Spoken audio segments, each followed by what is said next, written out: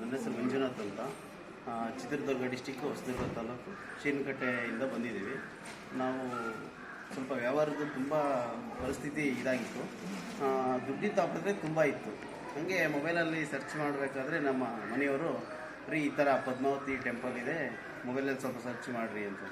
ಆ ಥರ ಮೊಬೈಲಲ್ಲೇ ಎಲ್ಲ ವೀಡಿಯೋಸ್ ಯೂಟ್ಯೂಬಲ್ಲಿ ನೋಡಿಕೊಂಡು ಎಲ್ಲ ಸರ್ಚ್ ಮಾಡ್ತಾ ಇದ್ವಿ. ಈ ದೇವರ ಮಹಿಮೆ ಎಲ್ಲ ಚೆನ್ನಾಗಿದೆ, ಇಲ್ಲಿ ಬಂದೋದ್ರೆಲ್ಲ ಹರಕೆಗಳೆಲ್ಲ ಈಡೇರ್ತವೆ, ಮನಸ್ಸಲ್ಲಿ ಅಂದ್ಕೊಂಡಿದ್ದ ಕೆಲಸಗಳು ಆಗ್ತವೆ ಅಂತ ಹೇಳಿದ್ವಿ.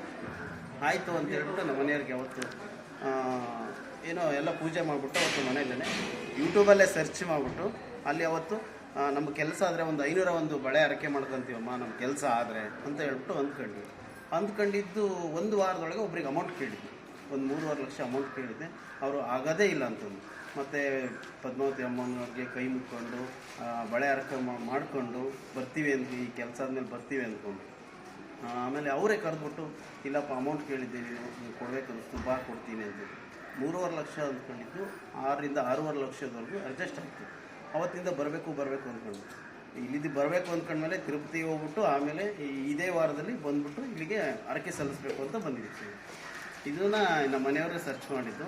ಇಲ್ಲಿ ಬಂದಮೇಲೆ ಮೈ ಮೇಲೆ ತುಂಬ ಚೆನ್ನಾಗಿದೆ, ನಮ್ಮ ಕೆಲಸಗಳೆಲ್ಲ ಈಡೇರಿದೆ. ಈ ಸ್ಥಳದ ಬಗ್ಗೆ ಏನು ಅನಿಸುತ್ತೆ ನಿಮಗೆ?